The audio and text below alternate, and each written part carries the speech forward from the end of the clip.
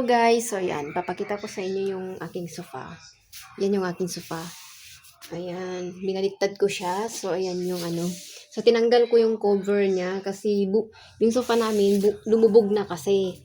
So ayan, bumaba na yung foam. Ito yung mga foam niya. So bumaba na yan, napunit-punit na yung mga ano. Ayan yung mga nilagay na ano bang tawag dito, sako.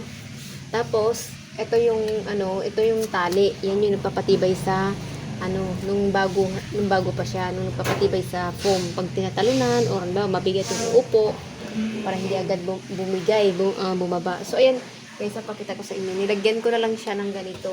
Wala kasi akong kahoy na eh. Ito nilagay ko, kung ano lang nakikita ko dyan, nilagyan ko dito para hindi siya lumubog ng todo. Para magamit pa siya. Sayang pa kasi eh. Pwede pa siya magamit. Sayang naman itatapon na agad. So, ayan. So, ayan. Nilagyan ko din siya ng kahoy. Kaya medyo umumbok ulit sa harap. Ayan. Para pag umupo ka, hindi siya bumaba. Ayan guys, papakita ko yung mga kahoy-kahoy. Ayan yung mga kahoy ng upuan natin na worth. Di ba? Mahal-mahal nito. Pag bibilhin mo to, nasa 30 plus na mga to eh. So, ayan oh. Yung mga kahoy, mga retaso lang pala. So, ayan oh. Mabiruin mo, ito oh, retaso lang.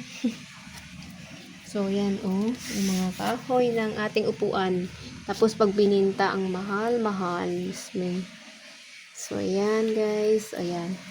So, ayan, guys. Ang gagawin ko dito, parang magmukhang bago pa siya. Pag mukhang, coveran ko na lang para hindi siya makita yung, kasi luma na kasi yung aking cover. So, wala pang pampalit. So, ang gagawin ko, coveran ko na lang siya muna.